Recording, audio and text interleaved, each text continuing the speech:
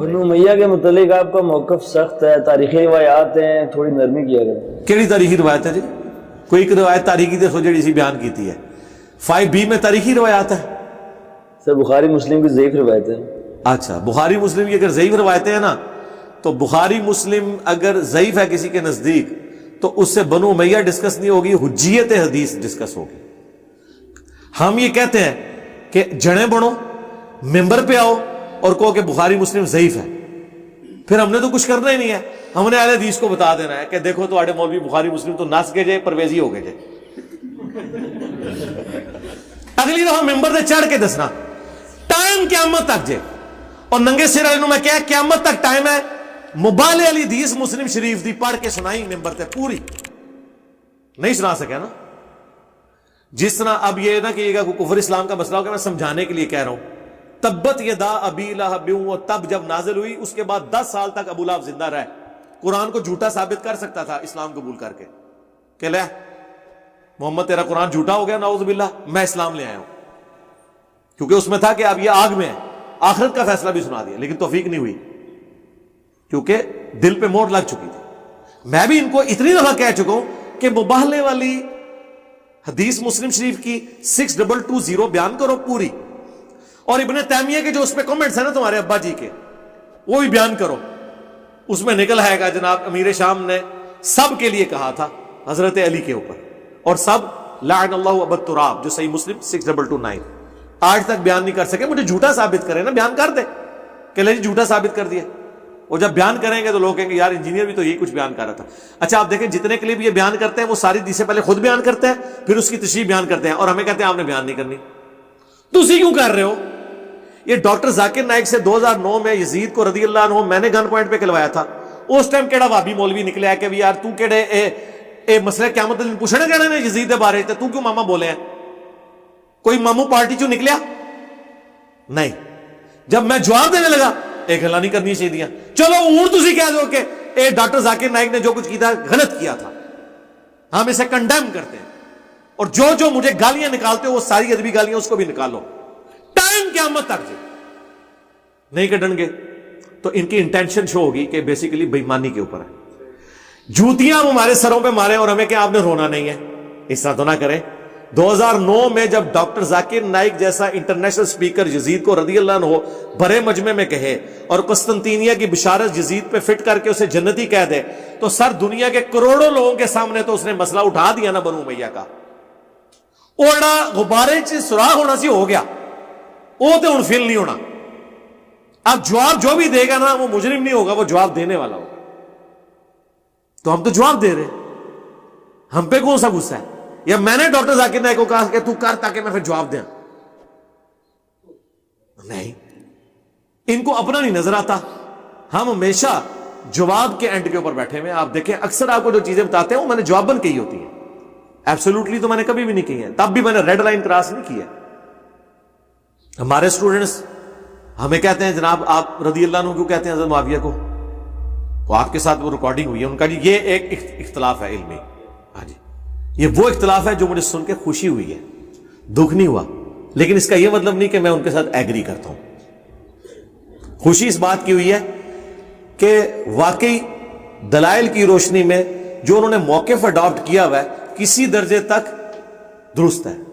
یہ تو ابن حجر اسقلانی نے بھی کہا کہ میں حیران ہوں کہ حدیث تو حضرت علی کے بارے میں تھی کہ علی سے محبت نہیں رکھے گا مگر مؤمن، علی سے بغض نہیں رکھے گا مگر منافق۔ یہ ذرا پوائنٹ آپ نے غور سے سننا ہے۔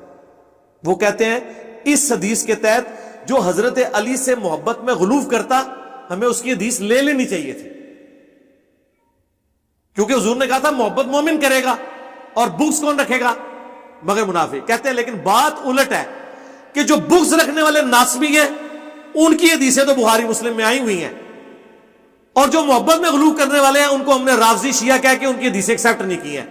ہونا الٹ چاہیے تھا، یہ بڑی لاجیکل بات کی، اور ابن حجر اسقلانی اس پہ گلٹ فیل کرتے ہیں کہ یار یہ تو حضرت علی کے بارے میں تھا کہ مومن محبت کرے گا بغض منافق رکھے گا، لہذا سینٹرڈ تو علی کے گرد ہونا چاہیے تھا کہ اگر کوئی محبت میں تھوڑا گلوب بھی کر لیتا نا، ہم کہتے ہیں نہیں حضرت علی سے ہی محبت کی ہے نا، لے لو اس کی حدیث۔ ہم نے کیا کیا؟ جو بغض رکھنے والے تھے، جو لانتے کرنے والے تھے ناسبی، ان کی حدیثیں لے لی کہ ہے تو ناسبی لیکن صدوق ہے. پوائنٹ میں وزن کتنا ہے؟ سمجھ آ گئی آپ کو میری بات؟ ناسبی کی تو لینی نہیں چاہیے تھی، کیونکہ حضور نے کہا کہ منافق ہوگا جو بغض رکھے گا. محبت کرنے والے کو کہا کہ مومن ہوگا. محبت میں غلوف کرنے والی کی تو لی کوئی نہیں، اور یہاں پہ بغض رکھنے والے کی لے لی. یہ نہیں لینی چاہیے تھی. اس کے تو پھر بھی چانس تھے لینے کے، یا دونوں کی نہ لیتے یا دونوں کی لے لیتے. اگر وہ حدیث لینی تھی فضائل صحابہ کی کہ علی تیری وجہ سے دو فرقے، حضرت علی نے اپنے بارے میں خود کہا، ظاہر نبی الاسلام کے بتانے پہ ہی ہے.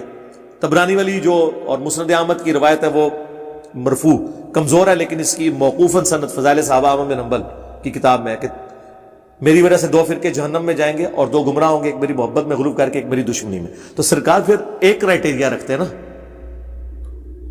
ایسا تو نہیں ہونا چاہیے تھا. تو خدا کے لیے اللہ سے ڈر جائیں. اور پھر یہ رافضیت کی ڈیفینیشن یہ کب سے ہوگی کہ امیر شام سے اختلاف رکھنے والا رافضی ہے؟ یہ ذرا بتائیں کس سلف نے یہ ڈیفینیشن کی ہے؟ سلف ہمیشہ شیخین کی خلافت کے انکار کرنے والے کو رافضی کہتے ہیں. ورنہ امام بخاری، امام اسحاق بن راہوی جو امام بخاری کے استاد ہیں، امام نسائی، امام حاکم، یہ وہ امام ہے جو حضرت معاویہ کے حق میں کوئی ایک حدیث بھی نہیں مانتے فضیلت کی سوائے صحابی ہونے کے. لگاؤ فتویٰ، کون رافضی؟ نیم رافضی کہہ دو. نہیں کہہ سکتے.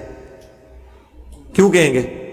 وہ اہل سنت کے ائمہ جواب دیتے ہیں کہ ٹھیک ہے میجورٹی کا یہ موقف نہیں ہے، لیکن ان لوگوں نے چونکہ حضرت ابو بکر، عمر، عثمان کی شان میں حدیثیں لی ہیں، ترتیب میں ان کو پہلے رکھا ہے، لہذا ان کی سنیت میں کوئی شک نہیں ہے. میر شام کا دفاع کب سے سنیت ہو گیا تھا؟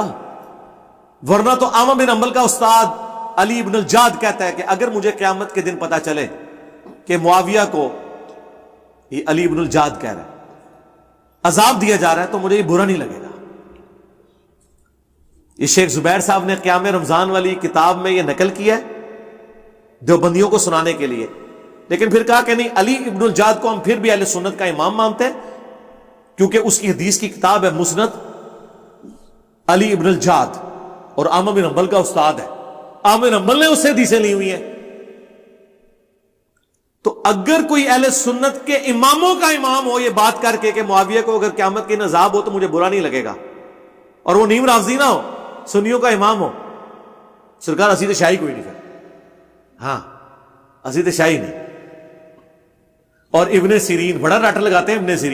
ابن سیرین کے ابو داؤد میں قول موجود ہے، سنن ابی داؤد میں حدیث روایت کرتے ہیں حضرت معاویہ سے، اور ساتھ کہتے ہیں کہ حضرت معاویہ کے بارے میں وَمُعَاوِيَةُ لَا يُتَّهَمُ فِي الْحَدِيثِ، معاویہ حدیث بیان کرنے میں جھوٹا نہیں ہے، حدیث کے معاملے میں اس سے جھوٹ ثابت نہیں ہوا.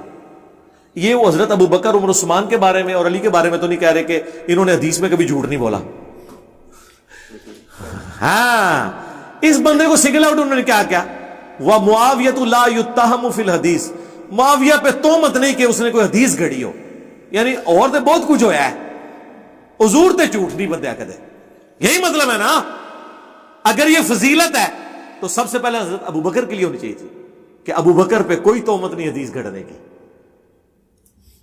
تو بیسیکلی وہ مقدمہ لڑ رہے تھے کہ یار میں حدیث لینے لگا ہوں ابن سیرین حضرت معاویہ سے، تو کوئی یہ نہ ہو کہ مجھے کوئی ناسبی کہنا شروع کر دے تو میں بتا دوں کہ میں حدیث کے معاملے میں صرف ان کو عادل مانتا ہوں. کہتا نا صحابۃ کلہم عدول، وہ روایت حدیث میں ہے سرکار. ہاں وہ ہم بھی مانتے ہیں کوئی حدیث ثابت نہیں ہے تو کوئی گھڑی ہو، کوئی ایک روایت لے آئے. حدیثیں مانی جائیں گی. مغیرہ ابن شعبہ کی مانی جاتی ہے، بصر بن ابی ارطاء کی حدیث میں نے کئی بار بیان کی ہے. اندازہ کریں امام حاکم نے، امام احمد بن حنبل نے مسند احمد میں اور امام حاکم نے المستدرک میں بصر کی حدیث لی ہے. بصر وہ شخص ہے جس کے بارے میں محدثین کا اتفاق ہے کہ اس کے نامہ اعمال میں ایک رتی نیکی کی نہیں ہے سوائے اس نے کلمہ پڑھا ہے، حضور کو دیکھا ہے، باقی اس کے اندر ایمان والی کوئی بات ہی نہیں تھی. جتنا یہ ظالم شخص تھا، جن بچوں کے نام علی ہوتے تھے ان کو قتل کروا دیتا تھا حضرت معاویہ کو خوش کرنے کے لیے. یہ وہ بندہ ہے بصر ابن ابی ارطاء. اٹھائیں ابن حجر اسقلانی کی اسماء و رجال کی کتابیں اور بصر کا تعارف دیکھیں. رضی اللہ عنہ تو آپ کو ملے گا ہی نہیں، انتہائی نٹوریس پرسنالٹی کے طور پہ. کلمہ کو، جسے ہم کہتے ہیں کلمہ کو مشرک، یہ کلمہ کو سیابی ہے. لیکن حدیث میں نے بیان کیا ہے کہ اس نے وہ حدیث روایت کی ہے، اللہم احسن عاقبتنا فی الامور کلہا واجرنا من خزی الدنیا وعذاب الاخرہ. حدیث لے لی سرکار، حدیث مغیرہ ابن شعبہ کی بھی لی، حدیث عمر بن عاص کی بھی لی. عمر بن عاص کی تو ویسے ہی لیتے ہیں کیونکہ انہوں نے آ کے کہا تھا کہ وہ معاویہ وہ عمار قتل ہو گیا، اور حضور نے فرمایا تھا عمار کو ایک باغی جماعت قتل کرے گی. تو سرکار حدیثیں کیوں نہ لیں، ہم سب کی لے لیں. تو یہ سارے محدثین کو گن پوائنٹ میں میں نہیں کہا تھا کہ ساری وہ حدیثیں چن چن کے اپنی کتابوں میں ڈالیں.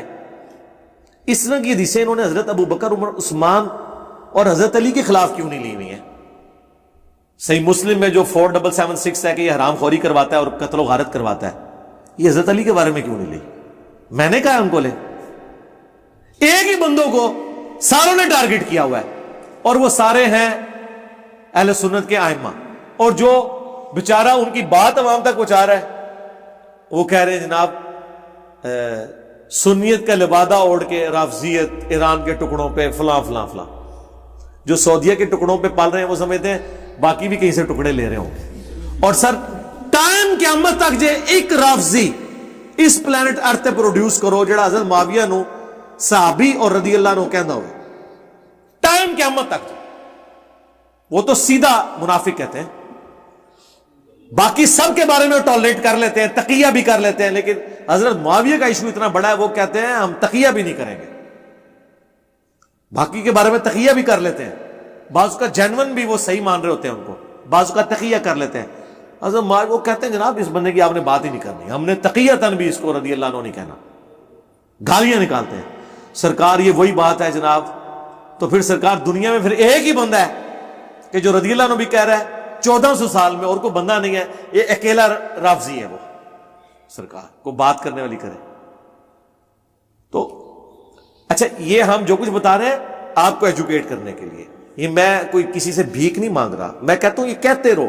سرکار یہ آپ کہو گے تو ہم آپ کی عوام پھر ہماری ویڈیوز دیکھے گی، وہ کہے گا یار حضرت ابوبکر کی شان میں لیکچرز ہیں. آپ دیکھیں کتنے ان سے بلنڈرز ہوئے ہیں. انہوں نے مجھے حضرت ابوبکر صدیق کا گستاخ، حضرت عمر کا گستاخ، کون کہہ رہا ہے؟ جو طلاق کا فتویٰ مانتے ہی نہیں حضرت عمر والا، وہ ہمیں حضرت عمر کا گستاخ کہہ رہے ہیں. جو کل تک ہمیں حدیث سناتے تھے مسند احمد کی کہ ہم تمہیں حدیثیں سناتے ہیں اور تم ہمیں ابو بکر عمر کا قول سناتے ہو، کہنے سننا وہ بندے ہمیں کہہ رہے ہیں.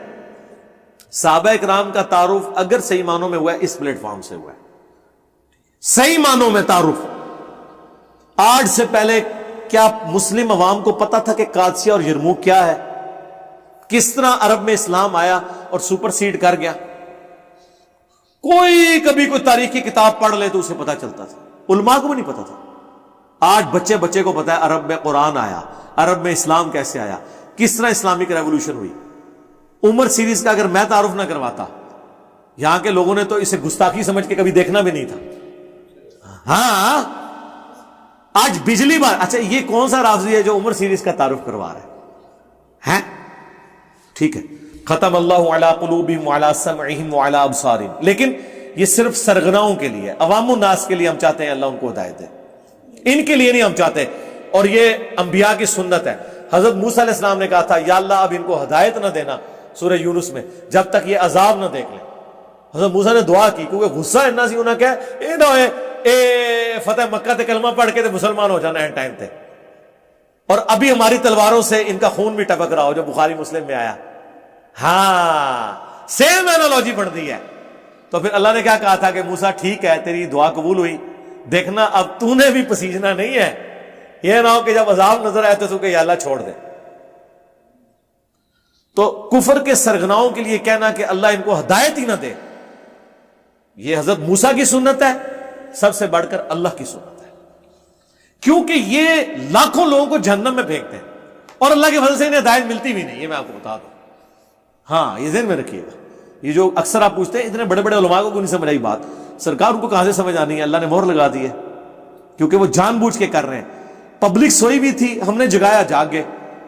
اے منوس مارے جاگے سن، اکھاں میٹیاں سن، یہ کبھی نہیں جاگیں گے کیونکہ ان کی نیت ہی نہیں آنکھیں کھولنے کی.